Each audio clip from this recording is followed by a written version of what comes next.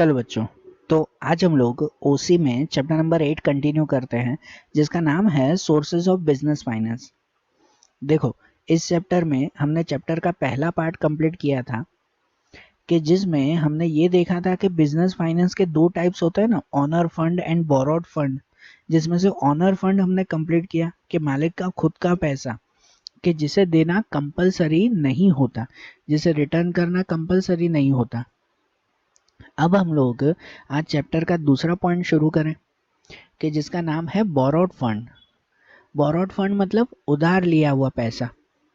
जब भी बिजनेस के मालिक को जब भी कोई अर्जेंट में ज़रूर हो पैसों की, तो वो अपने अगर पैसे ना हो तो अक्सर वो दूसरों से उधार लेते हैं, ठीक है, जिसे कंपलसरी रिटर्न करना ज़रूरी होता है, तो वो बोरोड फंड कहलाता है।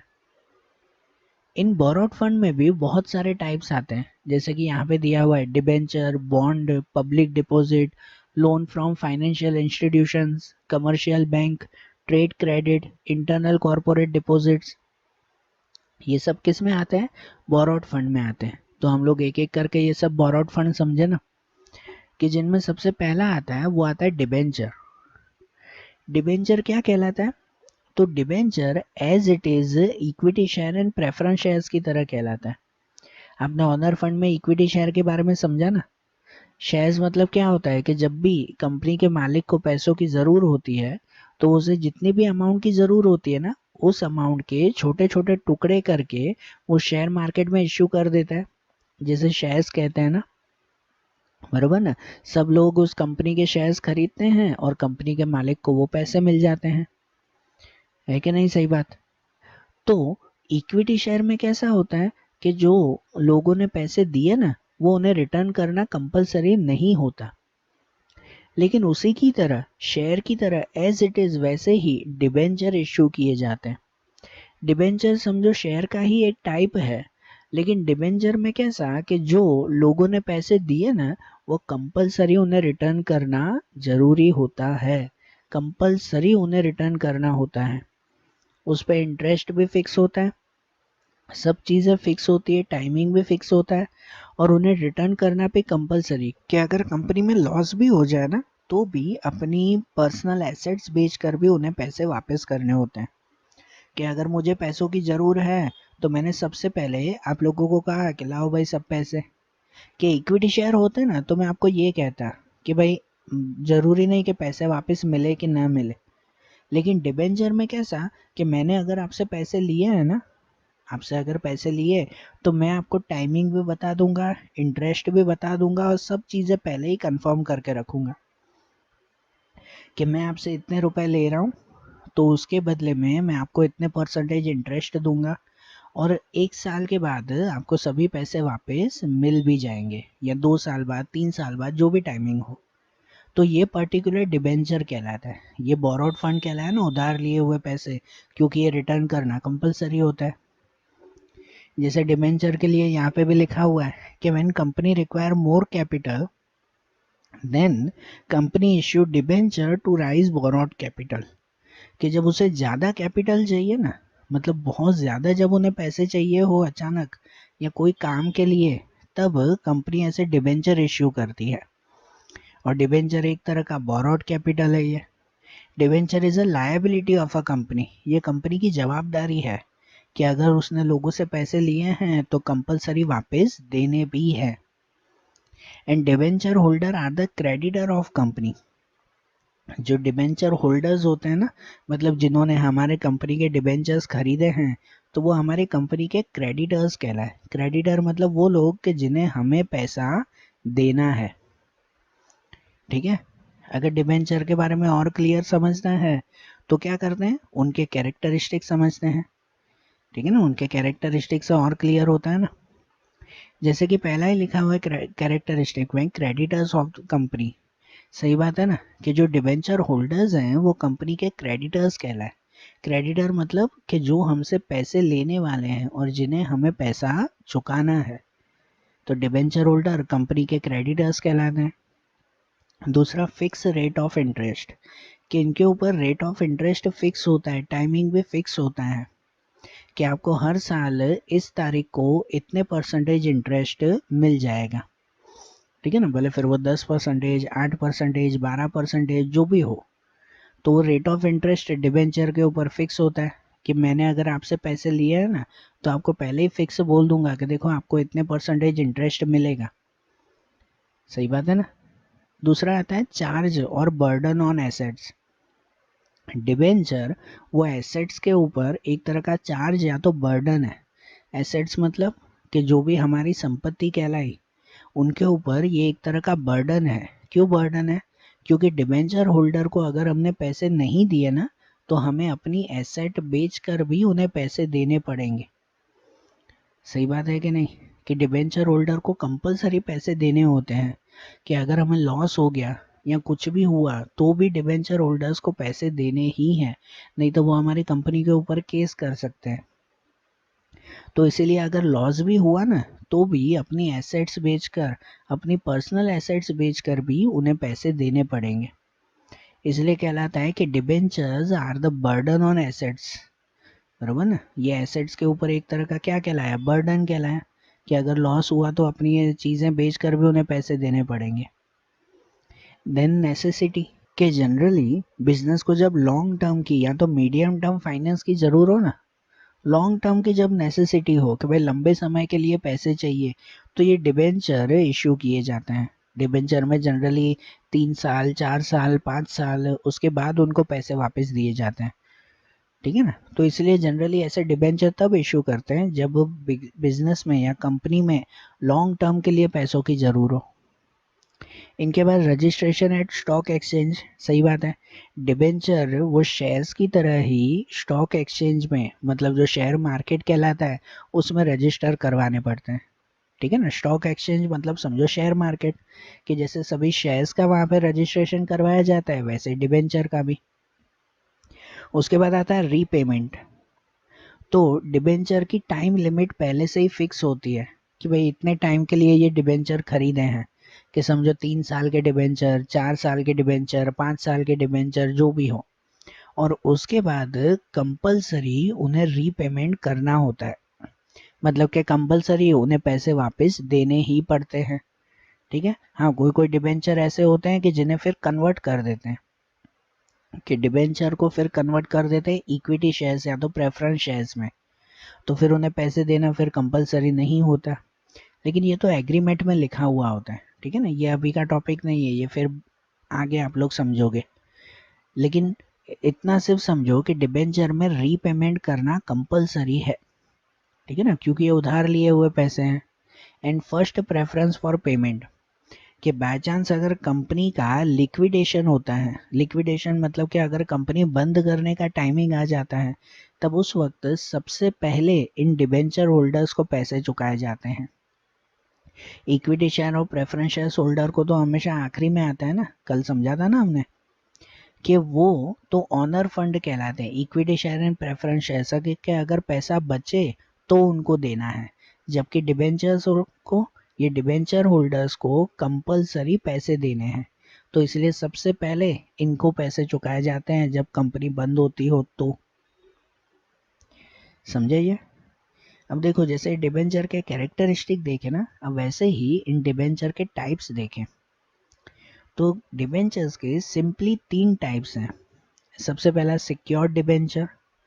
सिक्योर्ड डिबेंचर मतलब वो कहलाते हैं कि जिस डिबेंचर्स के ऊपर कोई एसेट्स गिरवी रखी हुई हो।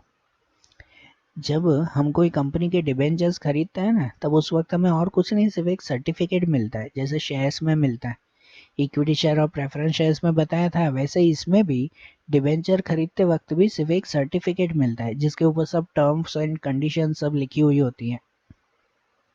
कि जैसे वही, मुझे अगर पैसों की ज़रूरत है और मैंने आप सबको कहा कि आप सब मुझे पैसे दो डिबेंचर के फॉर्म में, कि मैं आपको फिक्स टाइम पे इतने इंटरेस्ट के साथ पैसे वापस कर दूंगा, और उसके साथ मैंने एग्रीमेंट में, उस सर्टिफिकेट में ये भी लिख के दिया कि देखो कि आपके डिबेंचर के ऊपर मैंने ये एसेट गिरवी रखी है, कि भाई मेरा जो है वो सपोज कोई 10 लाख का कोई बंगलो है, या कोई 10 लाख का बहुत बड़ा ज़मीन पड़ी हुई है, बहुत बड़ी ज़मीन पड़ी हुई है, जो मैंने उसके ऊपर गिरवी रख दी।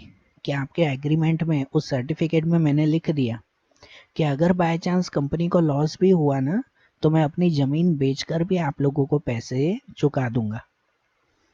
तो जो भी आप लोग अगर मुझे पैसे दोगे तो आप लोगों को एक सिक्योरिटी मिल जाएगी ना, है कि नहीं? एक सिक्योरिटी मिल जाएगी ना कि हाँ भाई, इसने जो है वो सर्टिफिकेट में लिख के दिया है कि अगर लॉस भी हो गया ना तो ज़मीन में बेच कर भी आपको पैसे दे देगा।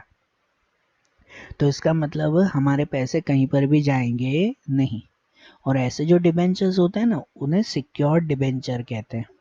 क्या कहते हैं? Secured debenture. कि पता है इन चीज़ों के पैसे अब कभी भी डूबेंगे नहीं, पूरे पैसे हमें वापस मिलेंगे ही मिलेंगे। समझ आ रही है बात? तो जिनके ऊपर पहले ही कोई एसेट अगर गिरवी रखी हुई हो ना, जिन डिबेंचर के ऊपर, तो वो डिबेंचर्स कहलाते हैं सिक्योर्ड डिबेंचर्स। उनके बाद दूसरा आता है, वो आता है कन्वर्टेबल डिबेंचर। कन्वर्टेबल डिबेंचर मतलब वो कहलाते हैं, कन्वर्टेबल एंड नॉन कन्वर्टेबल दोनों साथ में ही समझो। कन्वर्टेबल डिबेंचर वो कहलाते हैं कि जिसमें जब डिबेंचर का टाइम लिमिट पूरा हो जाता हो ना, कि जैसे अगर 5 साल के लिए डिबेंचर हमने खरीदे हैं, बराबर, वो 5 साल जो है वो पूरे हो गए, अब वो पैसे वापस देने हैं, तब उस वक्त उस डिबेंचर का इक्विटी शेयर या प्रेफरेंस शेयर्स में कन्वर्ट कर सकते हैं, अगर अगर कोई डिबेंचर होल्डर चाहे तो। ठीक है, कंपलसरी नहीं होता, अगर चाहे तो। मैंने आप लोगों से पैसे लिए हैं, उसके बदले में मैंने आपको डिबेंचर दिए, मतलब वो सर्टिफिकेट दिए। अब 5 साल बाद मुझे आपको पैसे वापस लौटाने हैं ना, तब उस वक्त अगर आप चाहो ना तो ये भी कह सकते हो कि ठीक है, मेरे डिबेंचर का इक्विटी शेयर में कन्वर्ट कर दो। तो इक्विटी शेयर में कन्वर्ट करने का मतलब क्या, कि अब मैं आपको पैसे नहीं दूंगा, क्योंकि इक्विटी शेयर तो ऑनर फंड कहलाया ना। लेकिन हाँ, हर महीने जितना इक्विटी शेयर के ऊपर जितना ज़्यादा इंटरेस्ट मिलता रहेगा ना, वो इंटरेस्ट आपको हमेशा मिलता रहेगा। भाई आपने मुझे 10,000 दिए, आप में से किसी एक ने अगर मुझे 10,000 रुपये दिए और 10,000 रुपये के मेरे डिबेंचर खरीदे, अब 1 साल बाद मुझे 10,000 आपको वापस देने हैं, लेकिन उसके सामने मैंने आपको ये एक ऑफ़र दे दी कि ठीक है, मैं आपको 10,000 वापस नहीं दे रहा हूँ, लेकिन 10,000 के बदले में उतने ही मैं आपको इक्विटी शेयर्स दे दूंगा। ठीक है ना, 10,000 रुपये के इक्विटी शेयर्स दे दूंगा। तो आप लोग वो इक्विटी शेयर ले सकते हो, डिबेंचर के बदले में पैसे नहीं मिलेंगे, उसके बदले में इक्विटी शेयर मिल जाएंगे, कन्वर्ट हो जाएंगे।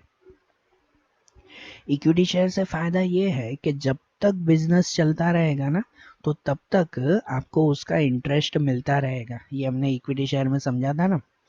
जब तक बिजनेस चलेगा ना, और जितना ज़्यादा प्रॉफिट तो उतना ज़्यादा इंटरेस्ट आप लोगों को मिलेगा। ठीक है, तो आप लोगों ने अगर सिर्फ मुझे 10,000 रुपये दिए, उसके बदले में मैंने आपको इक्विटी शेयर दिए, तो क्या पता उस इक्विटी शेयर के ज़रिए आपको 10,000 से तो कहीं ज़्यादा चीज़ें मिल जाए। ठीक है, तो इस तरह से जिस डिबेंचर का इक्विटी शेयर या प्रेफरेंस शेयर्स में कन्वर्ट हो पाता हो ना, तो उसे कन्वर्टेबल डिबेंचर कहते हैं। और उसका अपोजिट वही, कि जिन डिबेंचर का इक्विटी शेयर या प्रेफरेंस शेयर्स में कन्वर्ट नहीं होता हो, कि जब रीपेमेंट का टाइमिंग आता हो ना, भाई पैसे वापस देने, उस वक्त पूरे पैसे वापस दे देते हो, कुछ भी चीज़ें जो है वो कन्वर्ट नहीं होगी, कि आपने मुझे 10,000 दिए, उसके बदले में मैंने आपको 10,000 वापस कर दिए इंटरेस्ट के साथ। तो ये क्या कहलाते हैं? नॉन कन्वर्टेबल डिबेंचर्स कहलाते हैं। ठीक है, आई बात समझ में? अब जैसे हमने ये डिबेंचर के बारे में समझा ना, ये बोरोड फंड था। अब डिबेंचर के बाद दूसरा आता है, वो आता है बॉन्ड। तो बॉन्ड्स भी एक तरह के बोरोड फंड है। जनरली ये बॉन्ड कौन इश्यू करता है पता है? जो गवर्नमेंट कंपनीज होती हैं, जनरली म्यूनसिपैलिटीज़ या दूसरी गवर्नमेंट एसोसिएशंस, संस्थाएं या कंपनियां, वो ऐसे बॉन्ड इश्यू करती है। बॉन्ड नॉर्मली जब लॉन्ग टर्म के लिए कंपनी को पैसे चाहिए हो ना, गवर्नमेंट कंपनी को जब लॉन्ग टर्म के लिए पैसों की ज़रूर हो, तब ऐसे बॉन्ड इश्यू करती है कोई पर्टिकुलर वर्क के लिए। और जब वो वर्क ख़त्म हो जाए तो सबके पैसे वापस दे देती है उसे। कि जैसे हमारे यहाँ पर सबसे फेमस, अभी जैसे थोड़े टाइम पहले, कुछ सालों पहले यहाँ पर बॉन्ड एक इश्यू हुआ था, जिसका नाम था सरदार सरोवर बॉन्ड। ये नाम इसलिए दे रहा हूँ ना, क्योंकि ये सब जो है वो हमें जनरली पता है कि जब ये सरदार सरोवर जब डैम बन रहा था काफ़ी सालों पहले, है ना, जब सरदार सरोवर डैम बन रहा था, तब उस वक्त जो है वो ये डैम बनाने के लिए पैसों की ज़रूरत थी, गवर्नमेंट को काफ़ी पैसों की ज़रूरत थी, और वो पैसे उन्होंने कहाँ से लिए? जनरल पब्लिक से, है ना, नॉर्मल पब्लिक से उन्होंने ये पैसे लिए कि उन्होंने पब्लिक के लिए बॉन्ड इशू कर दिए। ये बॉन्ड भी और कुछ नहीं, सिर्फ एक सर्टिफिकेट होता है ना, ये भी एक तरह का सर्टिफिकेट ही है, जैसे कि शेयर्स एंड डिबेंचर्स होते हैं। तो ये सर्टिफिकेट उनके बदले में पब्लिक वो कंपनी को क्या देती है? तो अमाउंट देती है, पैसे देती है। कि सपोज मुझे अगर कोई बहुत बड़ा काम करना है, जैसे कि ये डैम बनाना, ठीक है, तो मैंने आप सबको ये कहा कि भाई देखो मुझे डैम बनाना है और उसके लिए मुझे जो है वो 1 करोड़ रुपए की ज़रूर है, तो आप लोग जितनी मदद कर सकते हो उतनी आप लोग मदद करो।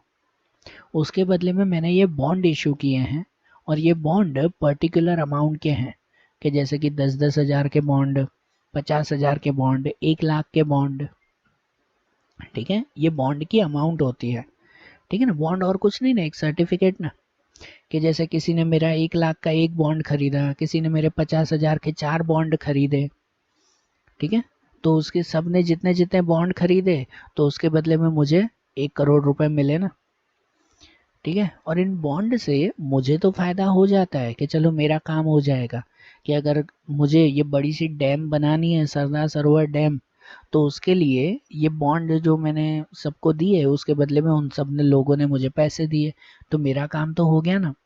लेकिन लोगों को क्या फायदा है इसका? लोग क्यों मुझे पैसे देते हैं? तो लोगों को फायदा ये है कि लोगों को उनके ऊपर कुछ इंटरेस्ट मिलता है, ठीक है, कि जनरली जब भी बॉन्ड इशू किए जाते हैं ना, वो थोड़े से डिस्काउंट पे इशू किए जाते हैं, और जब रिटर्न करते हैं ना तो पूरी अमाउंट रिटर्न करते हैं। कि जैसे मुझे अगर पैसे चाहिए तो मैंने 10 हज़ार का बॉन्ड, 50 हज़ार का बॉन्ड, 1 लाख का बॉन्ड इशू किया है, ठीक है, तो 1 लाख का भी अगर बॉन्ड होगा ना तो वो मैं लोगों को दूंगा 90,000 में। कि आपने अगर मेरा बॉन्ड खरीदा ना 1 लाख का, तो आपको कितने में पड़ेगा? 90 हज़ार में पड़ेगा। तो 1 लाख का बॉन्ड मैं सबको 90,000 में दूंगा, और जब रिटर्न करने का टाइमिंग आएगा ना तो रिटर्न करते वक्त मैं पूरा का पूरा 1 लाख सबको रिटर्न करूंगा। तो आप लोगों को फिर 10-10 हज़ार का फायदा हो गया ना वो एक बॉन्ड पे, ठीक है ना।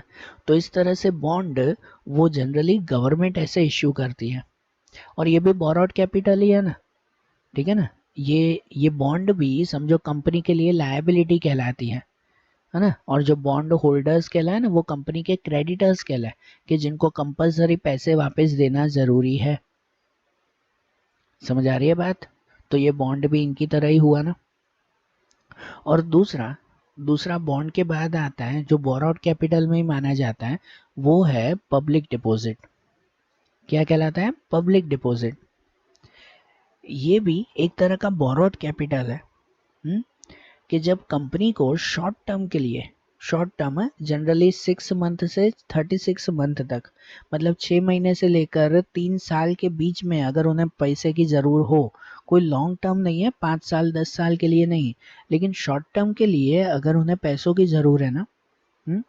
तब उस वक्त वो जनरल पब्लिक से ऐसी डिपॉजिट मांगते हैं। हुँ? और उनके बदले में वो पब्लिक को कुछ थोड़ा सा इंटरेस्ट देते हैं, ज़्यादा भी नहीं है, थोड़ा सा इंटरेस्ट उन्हें दिया जाता है। और ये भी क्या कहलाता है? तो एक तरह का बोरोड कैपिटल ही कहलाता है, या बोरोड फंड ही कहलाया ये भी, है ना। जब कंपनी को अपनी वर्किंग कैपिटल के लिए, रोज रोज के खर्चों के लिए, या कोई छोटा सा काम करने के लिए पैसों की ज़रूर हो, तो वो पब्लिक डिपॉजिट होती है। एक एग्जाम्पल्स के थ्रू अगर समझो, कि जैसे समझो रिलायंस कंपनी चल रही है ना, इतनी बड़ी कंपनी है। अब उस रिलायंस कंपनी को अर्जेंटली कुछ टाइम के लिए, समझो 1 साल के लिए उसे पैसों की ज़रूर पड़ गई, कि भाई मुझे जो है वो 1 साल के लिए सिर्फ मुझे कुछ 50 लाख रुपए जितने चाहिए।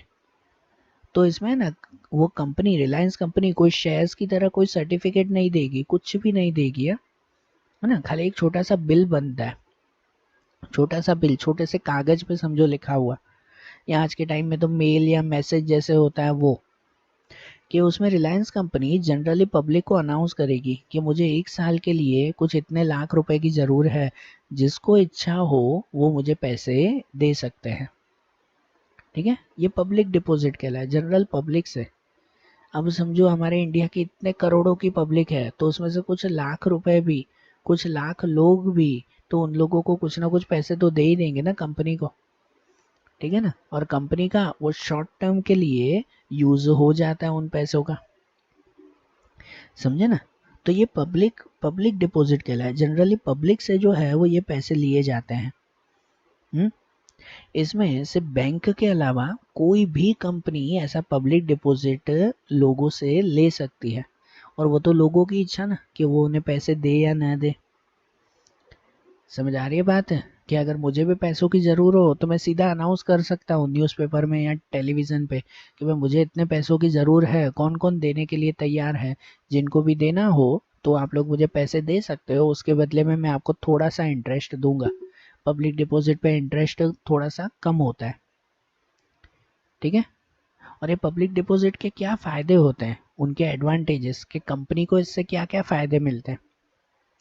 एक तो इजी टू रिसीव फाइनेंस, कि ये पब्लिक डिपॉजिट कंपनी को इजीली मिल जाता है, कोई लंबी प्रोसीजर नहीं। सिर्फ अगर जनरली न्यूज़पेपर में भी एडवर्टाइजमेंट दे दे ना कि हाँ भाई ये पब्लिक डिपॉजिट के लिए हमने एडवर्टाइजमेंट दी है, जिन जिन को पैसे देने हो कंपनी में डिपॉजिट करने हो तो वो डिपॉजिट कर सकते हैं, है ना। जैसे आप लोग वो बैंक में डिपॉजिट करते हो ना, डिपॉजिट नाम से ऐसे भी याद रखो कि जैसे आपके सेविंग हो तो आप जैसे बैंक में जाके डिपॉजिट करते हो ना, उसके बदले कोई कंपनी में जाके डिपॉजिट करो।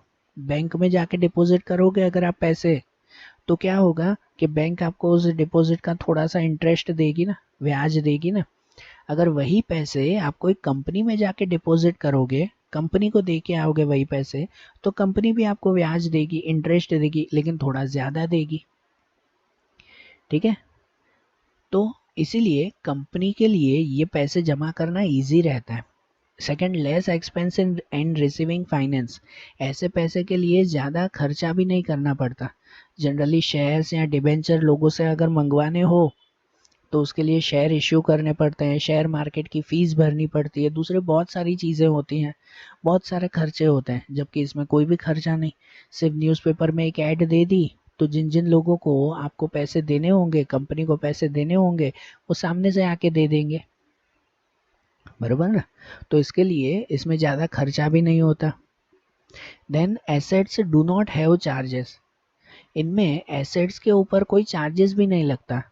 एसेट पे चार्ज न लगना मतलब कि इस पे कोई एसेट गिरवी भी नहीं रखनी पड़ती, ठीक है ना। पब्लिक डिपॉजिट में कोई भी चीज़ गिरवी नहीं रखनी पड़ती, ये तो लोग अपने विश्वास से कंपनी को चीज़ें देते हैं या पैसे देते हैं, सामने कोई चीज़ भी गिरवी नहीं रखनी पड़ती, तो इसकी वजह से एसेट के ऊपर कोई भी चार्ज या बर्डन भी रहता नहीं है, ठीक है।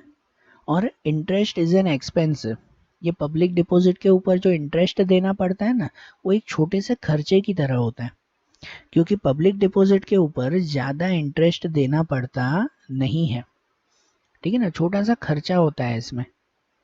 तो इसीलिए ये कोई समझो ना कोई बहुत बड़ी अमाउंट है, जैसे डिबेंचर्स में हमें ज़्यादा इंटरेस्ट देना पड़ता है, बॉन्ड के सामने हमने ज़्यादा इंटरेस्ट देना पड़ता है, लेकिन इनके सामने बिल्कुल भी नहीं।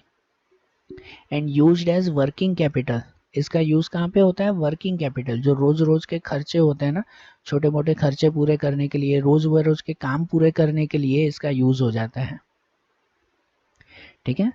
तो पब्लिक डिपॉजिट बहुत ही फायदे कारक है, लेकिन लेकिन उनके सामने कुछ उसके नुकसान भी हैं। पब्लिक डिपॉजिट की कुछ लिमिटेशंस भी हैं, कि जनरली ये तो सही बात है ना कि भाई इजीली हम लोग लोगों से पैसे ले सकते हैं। मेरी कंपनी अगर चल रही हो, मैं खाली न्यूज़पेपर में ऐड दे दूंगा, जिसको पैसे देने की इच्छा है मुझे दे दो, मुझे इतने पैसों की ज़रूर है, तो सब लोग बैंक की जगह मेरी कंपनी में आकर डिपॉजिट करके जाएंगे, ठीक है। तो ये तो है तो फायदे कारक, लेकिन कुछ नुकसान भी है। जैसे कि सबसे पहला अनसर्टेनिटी, ये अनसर्टेन कहलाता है। ज़रूरी नहीं है जितनी अमाउंट हमने सोची हो उतनी अमाउंट ही डिपॉजिट में हमें मिले।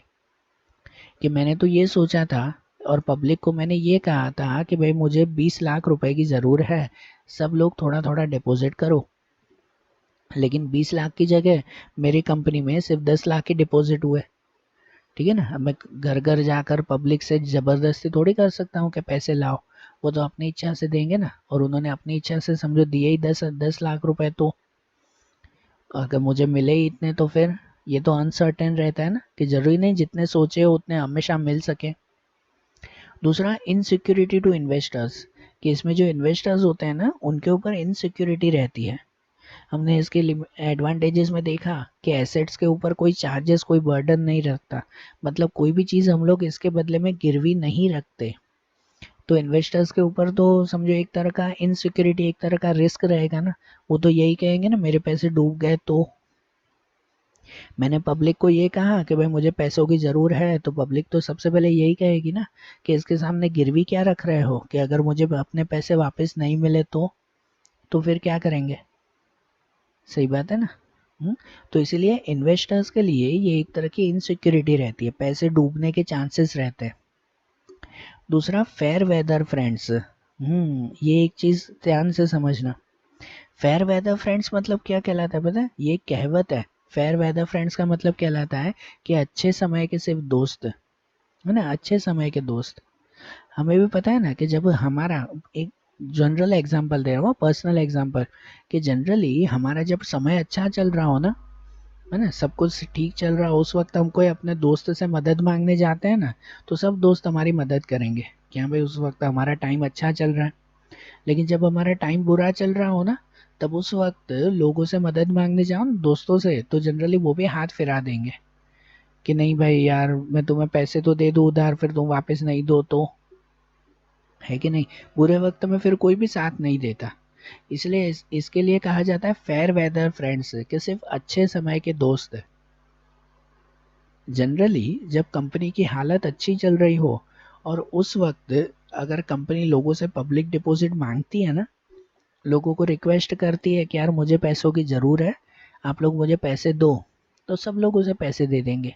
क्योंकि सबको पता है कि यार कंपनी की हालत तो बहुत अच्छी चल रही है। अगर रिलायंस कंपनी इतनी बड़ी कंपनी है और वो अगर पब्लिक डिपॉजिट मांगती हो तो सब लोग उसे दे देंगे ना, उसे जितनी चाहिए उससे ज़्यादा मिल जाएगी। क्योंकि उसकी कंडीशन सबको पता है कि यार रिलायंस कंपनी इतनी बड़ी कंपनी है। लेकिन उसके बदले में ही अगर रिलायंस कंपनी का नाम खराब हो जाए बाय चांस, कोई भी चीज़ से, कोई भी इंसिडेंट से, अगर उसका नाम खराब हो गया, वो कंपनी लॉस में जा रही है, और उसके बाद अगर कंपनी ये कहे कि यार मुझे लॉस हो रहा है, प्लीज़ मुझे हेल्प करो, तो कोई हेल्प करेगा? कोई भी नहीं ना। सब लोग यही कहेंगे ना कि पहले ही कंपनी लॉस में जा रही है, हम लोग पैसे देंगे तो हमारे पैसे भी डूब जाएंगे। ठीक है, एक्चुअली कंपनी को उसी वक्त ज़रूर होती है, लेकिन उसी वक्त फिर कोई मदद करता ही नहीं है। ये पब्लिक डिपॉजिट से उस कंपनी का अच्छा समय चलता है ना, तो सब लोग डिपॉजिट करते हैं। लेकिन जब बुरा समय चलता है तो कोई भी कंपनी को डिपॉजिट नहीं देता, मतलब ऐसा सपोर्ट नहीं देता है कि नहीं। पब्लिक डिपॉजिट कंपनी के लिए एक तरह का सपोर्ट ही है, लेकिन वो सपोर्ट सिर्फ तब मिलता है जब कंपनी का अच्छा समय चल रहा हो, है ना। लेकिन कंपनी को सही ज़रूरत बुरे समय के वक्त होती है, उस वक्त तो कोई भी उन्हें पैसे देता नहीं है। सही बात है कि नहीं, सीधी सी बात है ना। इसलिए ये कहलाता है ये फेयर वेदर फ्रेंड्स, सिर्फ अच्छे समय के दोस्त। एंड दूसरा difficult for new and weak companies, कि ऐसा पब्लिक डिपॉजिट नई कंपनी के लिए या जो कमज़ोर कंपनियां हैं उनके लिए बहुत मुश्किल है। ये भी बिल्कुल सही बात है कि यहाँ पर अगर कोई नई कंपनी, भाई मैंने अगर आज ही कंपनी शुरू की है, एक हफ्ता हुआ चलो मेरी कंपनी को शुरू की है, और मैं न्यूज़पेपर में ऐड दे दूँ कि मुझे पब्लिक डिपॉजिट चाहिए, जिस जिसको इच्छा हो ना मेरी कंपनी में आकर आप लोग डिपॉजिट करो, है ना, मुझे पैसे दे के जाओ, कोई देगा? नई कंपनी को देगा? सीधे मना ही करेंगे ना, ये कंपनी है कौन, अभी एक हफ्ता तो हुई है चालू हुए, अभी से ही पैसे मांग रही है ना। सब लोग मना ही करेंगे ना। जो जिस कंपनी का पहले से ही नाम है, सालों से नाम चल रहा है, तो उसी कंपनी को जनरली लोग डिपॉजिट देंगे, दूसरे को क्यों। सही बात है। तो इसीलिए नई कंपनी के लिए या तो वीक कंपनी के लिए ये बहुत मुश्किल है। ठीक है, तो ये हमने पब्लिक डिपॉजिट देखा बोरोड कैपिटल में। इसके बाद दूसरा आता है बोरोड कैपिटल में, वो आता है लोन फ्रॉम फाइनेंशियल इंस्टीट्यूशंस। सही बात है कि हमारे यहाँ पर बहुत सारे इंस्टीट्यूशंस हैं, बैंक की बात नहीं कर रहा हूँ, है ना, बैंक की बात नहीं। इंस्टीट्यूशन ऐसी संस्थाएं हैं जो लोगों को या कंपनी को पैसे देने का काम करती है ना। बैंक क्या करती है पता है जनरली? तो बैंक लोगों को लोन तो देती है, पैसे तो देती है, लेकिन उनके ऊपर शर्तें बहुत ज़्यादा होती है और लिमिटेड। जबकि दूसरी कुछ फाइनेंशियल इंस्टीट्यूशन ऐसी संस्थाएं काम करती हैं कि जो संस्थाएं लोगों को या कंपनी को बिजनेस के लिए पैसे देती हैं जिसकी कोई लिमिट नहीं। आपको अगर 100 करोड़ की 200 करोड़ की भी लोन चाहिए ना, तो वो ऐसी इंस्टीट्यूशंस आपको देती है। ठीक है, हमारे इंडिया में बहुत सारी ऐसी इंस्टीट्यूशन चलती है। जैसे कुछ नाम आपने बैंक के नाम से सुने होंगे कि जैसे ICICI है ना, IDBI, ये सब बैंक ना, IFCI, ये सब बैंक का नाम आपने सुना है ना। लेकिन एक्चुअली ये बैंक नहीं है, बैंक के साथ वो फाइनेंशियल इंस्टीट्यूशंस हैं, ये संस्थाएं हैं जो बिजनेस को पैसे देने का, अमाउंट देने का काम करती हैं। और कैसे वो पैसे देती हैं, इनका मेन फंक्शंस क्या है, यहाँ पे जो पॉइंट्स लिखे हुए हैं वो सब इनके फंक्शंस हैं। ये बिजनेस को कैसे हेल्प करती है, तो सबसे पहले provide finance for buying shares. हमने स्टार्टिंग में एक चीज़ ये बताई थी कि जब कोई भी कंपनी शुरू करने वाली हो ना, तब गवर्नमेंट एक क्या कहते हैं कि शर्त रखती है कि अगर लोग आपके 80% जितने शेयर्स खरीदते हैं ना, तो ही आप कंपनी शुरू कर सकते हो। तब उस वक्त अगर लोगों ने आपके शेयर्स या कंपनी के शेयर नहीं खरीदे ना, तब उस वक्त ऐसी इंस्टीट्यूशन है जो आपकी कंपनी के शेयर्स खरीदती है ना। जब लोग आपके शेयर नहीं खरीद रहे हैं और आपको पैसों की ज़रूर है, तब ऐसी इंस्टीट्यूशन आपकी कंपनी के शेयर खरीदती है और आपको पैसे प्रोवाइड करती है। या provide finance by giving loan, कि अगर बिजनेस को जो है वो बहुत लार्ज अमाउंट की लोन चाहिए, जो लोन डिबेंचर के थ्रू या जो आगे के बोरोड कैपिटल हमने देखे, बॉन्ड, पब्लिक डिपॉजिट, उनके थ्रू अगर पैसे न मिलते हो ना, तो ऐसी इंस्टीट्यूशन आपको लोन देती है बहुत ही लार्ज अमाउंट की। या तो फिर help through direct payment of technological service, या तो कितनी बार ऐसी संस्थाएं होती हैं, ये फाइनेंशियल इंस्टीट्यूशन, जो टेक्नोलॉजिकल सर्विस में आपको हेल्प देती है। कि अगर आपको कोई नई टेक्नोलॉजी की मशीन खरीदनी है, कोई नया जो है वो इंस्ट्रूमेंट खरीदना है, कोई नई चीज़ खरीदनी है कि जिसके लिए आपको पैसों की ज़रूर है, और बहुत बड़ी अमाउंट है, करोड़ों में।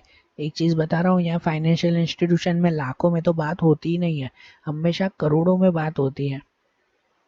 तो अगर कोई नई टेक्नोलॉजी खरीदनी है, आपके बिजनेस को रिनोवेशन करवाना है, तब उसके लिए भी ये डायरेक्ट पेमेंट करती है।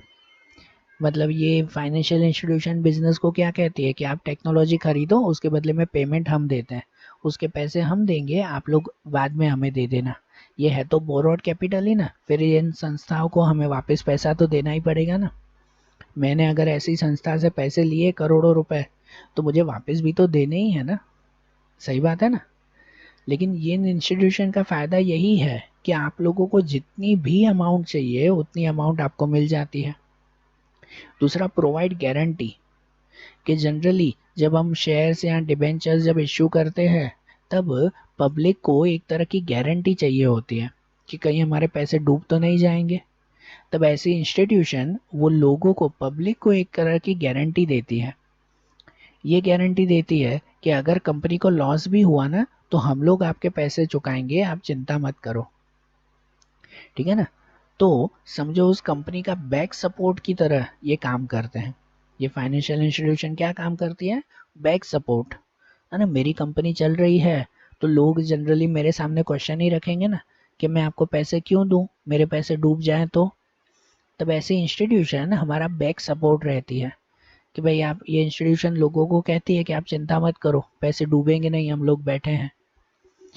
ठीक है, तो ये काम इनका है। या अदर सर्विसेज, अदर सर्विसेज में आती है कि अगर कंपनी को कोई, क्या कह सकते हैं, नई ब्रांच शुरू करनी है, कंपनी का एक्सपांशन करना है ना, या तो फिर कोई रिसर्च वर्क करना है, कोई न्यू वर्क करना है, तो ऐसे कोई भी तरह का इंस्टीट्यूशन का या समझो कंपनी का काम हो ना, तो वो सभी काम के लिए लोन प्रोवाइड वो ये फाइनेंशियल इंस्टीट्यूशन करते हैं। ठीक है, तो ये भी एक तरह का बोरोड कैपिटल कहलाया। इसके बाद का बोरोड कैपिटल आता है, वो आता है कमर्शियल बैंक। वो इंस्टीट्यूशन नहीं, उससे छोटा कमर्शियल बैंक, जो आप आसपास आप जनरली जो भी बैंक देखते हो ना, तो वो सब कमर्शियल बैंक कहलाई। आप SBI, BOB बैंक, देना बैंक, ऐसे कितनी सारी बैंक आपके आसपास होगी, ये सब कमर्शियल बैंक कहलाती है। तो अगर कोई बिजनेस को ज़रूर हो जनरली शॉर्ट टर्म के लिए, थोड़े से टाइम के लिए और थोड़े से पैसों की ज़रूर हो ना, तो ये कमर्शियल बैंक इजीली हमें पैसे देती है। और किस फॉर्म में? तो ये 3 फॉर्म में। एक तो लोन की तरह, ठीक है ना, लोन की तरह ना, हमें पता है ना लोन, कि जनरली कोई भी चीज़ की हमें लोन चाहिए होती हो ना, तो हम बैंक से ले सकते हैं। उसके बदले में बैंक हमसे कुछ गिरवी रखवाती है, कि मुझे अगर कोई मशीन खरीदनी है और उसके बदले में मुझे लोन लेनी है, तो बैंक के सामने मुझे वही मशीन के पेपर्स गिरवी रखने होंगे, कि अगर मैंने पैसे नहीं दिए ना, तो बैंक आकर वो मशीन ही उठाकर चली जाएगी, है कि नहीं? तो ऐसे लोन के थ्रू भी हम लोग पैसे ले सकते हैं। या तो कैश क्रेडिट। कैश क्रेडिट क्या कहलाता है? तो ये भी एक तरह की लोन ही कहलाई, है ना, एक तरह की लोन ही कहलाई, लेकिन एकदम शॉर्ट टर्म के लिए। जनरली 1-2 महीने के लिए अगर मुझे कोई पैसों की ज़रूर पड़े, तो मैं बैंक से वो पैसे उधार मांग सकता हूँ, वो कैश क्रेडिट कहलाया, ठीक है ना। कैश लोन से समझो छोटी अमाउंट, वो कैश क्रेडिट। इस कैश क्रेडिट के बदले भी मुझे कुछ ना कुछ गिरवी रखना ही पड़ता है, तो ही बैंक हमें ये कैश क्रेडिट देती है, ठीक है। और कैश क्रेडिट के बाद आता है, वो आता है ओवरड्राफ्ट। ओवरड्राफ्ट वो कैश क्रेडिट से भी छोटी अमाउंट के लिए कहलाया, कि जनरली मेरे बैंक में जितना बैलेंस हो ना, उस बैलेंस से ज़्यादा की अमाउंट अगर मुझे उठानी हो, बैंक में जितना बैलेंस है उससे ज़्यादा की अमाउंट अगर मुझे बैंक में से निकालनी हो ना, तो उसके लिए ये बैंक ओवरड्राफ्ट आता है, ठीक है ना। कि मेरे बैंक में अगर समझो 10,000 रुपये हैं, लेकिन मुझे अर्जेंटली 20,000 की ज़रूर है, तो बाकी के 10,000 कहाँ से आएंगे? तो मैं बैंक को रिक्वेस्ट कर सकता हूँ कि बाकी के 10,000 भी मुझे अभी उधार दे दो, ठीक है। और उसको मैं 10-15 दिन में चुका दूंगा, एकदम शॉर्ट टाइम के लिए, 10-15 दिन में वो रिटर्न करने होते हैं। तो ये ओवरड्राफ्ट कहलाया, बरोबर। तो ये कमर्शियल बैंक के थ्रू भी हम लोग ये बोरोड कैपिटल ले सकते हैं ना, उधार ले सकते हैं ना बिजनेस के लिए। और इनके बाद आखिरी आता है अदर बोरोड फंड में, कि दूसरे कहाँ से हमें उधार मिलते हैं। तो एक आता है ट्रेड क्रेडिट। ट्रेड क्रेडिट मतलब जनरल सबसे सिंपल ये कहला है कि जब हमें बिजनेस के लिए रॉ मटेरियल की ज़रूर हो, गुड्स की ज़रूर हो, कोई सामान की ज़रूर हो, कोई भी फर्नीचर मशीन या कुछ भी, वो जब भी हम लोग बाहर से खरीदते हैं ना, किसी और से, किसी और शॉपकीपर से, किसी और बिजनेसमैन या कंपनी से, तो वहाँ से जनरली अगर हम लोग क्रेडिट पे खरीदते हो, तो वो ट्रेड क्रेडिट कहलाया। आप लोग अकाउंट में नहीं लिखते ऐसा, कि भाई सामने वाले से परचेज किया हमने, 10,000 का सामान परचेज किया ऑन 1 मंथ क्रेडिट, खरीदते हैं ना, ऐसा देखते हैं ना अकाउंट में। कि हाँ भाई दूसरे से सामान हमने खरीदा 1 महीने के क्रेडिट पे, तो ये ट्रेड क्रेडिट कहलाया। उसमें कुछ भी गिरवी नहीं रखना पड़ता, उसमें कुछ भी जो है वो पैसे उस वक्त नहीं देने होते, लेकिन उसमें कैसे वो बिल रिसीवेबल या बिल्स पेएबल, एक तरह के बिल्स बनते हैं, सिर्फ एक नोट बनती है ना, एक एग्रीमेंट बनता है कि हाँ भाई मैंने आपसे पैसे लिए हैं, और उसके बदले में मैं आपको ये नोट बना के दे रहा हूँ कि मैं इस तारीख को आपको पैसे दे दूंगा, ठीक है। तो ये क्या कहलाया? बोरोड फंड कहलाया ये भी, कि इसमें पैसे नहीं लेकिन सामान वगैरह उधार लिए और उसके पैसे फिर थोड़े टाइम बाद में चुका देंगे। या दूसरा आता है ऐसा ही internal corporate deposit. Internal corporate deposit मतलब वो कहलाता है कि जनरली कोई दो बिजनेस में से, कब जब कोई एक बिजनेसमैन या कोई एक कंपनी वो दूसरी कंपनी में अपने कुछ मनी इन्वेस्ट करती हो, तो वो इंटरनल कॉरपोरेट डिपॉजिट कहलाता है। आप लोगों ने बहुत बार ऐसा सुना होगा कि कोई दो कंपनी का टाई अप हो गया, है ना, कोई दो कंपनी का टाई अप हो गया, ये आपने सुना होगा। या तो फिर आप लोगों ने ये भी सुना होगा कि एक कंपनी ने दूसरी कंपनी में इन्वेस्ट किया, कि जैसे जस्ट एग्जांपल हमारी इंडिया की दो फेमस कंपनियां रिलायंस और टाटा कंपनी, है ना। ऐसा कभी हुआ नहीं है दोनों के बीच में, लेकिन बाय चांस अगर रिलायंस कंपनी को पैसों की ज़रूर हो गई ना, तो वो टाटा कंपनी से कोई बैंक में जाकर, कोई पब्लिक के पास जाकर, किसी के पास जाकर जाएगी नहीं है पैसे मांगने, किसके पास जाएगी? दूसरी कंपनी के पास। कि वो टाटा कंपनी को जाकर कहेगी कि भाई मुझे कुछ टाइम के लिए पैसों की ज़रूर है, शॉर्ट टर्म के लिए, और आप मुझे वो पैसे प्रोवाइड करो। तो टाटा कंपनी वो रिलायंस कंपनी को ये पैसे प्रोवाइड करेगी। इसे कहते हैं इंटरनल कॉरपोरेट डिपॉजिट, है ना। इंटरनल कॉर्पोरेट मतलब दो बिजनेसमैन जब आपस में जो है वो एक दूसरे के लिए इन्वेस्ट करते हो, एक दूसरे को हेल्प करते हो, तो वो इंटरनल कॉर्पोरेट डिपॉजिट कहलाता है। इसमें भी रेट ऑफ इंटरेस्ट फिक्स होता है। ये है तो बोरोड फंड ना, वापस देना ही होता है और साथ में इंटरेस्ट के साथ। कि अगर मैंने कोई दूसरे कंपनी से ही पैसे उधार लिए हैं, कोई बैंक वगैरह से नहीं, दूसरी कंपनी से ही अगर मैंने पैसे उधार लिए तो वो भी तो मुझे वापस चुकाने पड़ेंगे ना, और वो भी इंटरेस्ट के साथ। कि जिसमें इंटरेस्ट पहले से ही फिक्स होता है कि हाँ भाई इतना इंटरेस्ट हमें देना है। समझे? ये भी सिंपल से बोरोड फंड कहलाए ना ये दोनों, बराबर। तो ये बोरोड फंड कौन कौन से टाइप्स के होते हैं ये सब क्लियर हुआ ना, है ना। और यहाँ हमारा ये चैप्टर भी कंप्लीट हुआ। और आज जैसे हमने ये चैप्टर देखा ना, अब ऐसे ही ओसी के दूसरे चैप्टर्स हम लोग अगले वीडियोस में देखेंगे। Okay, thank you.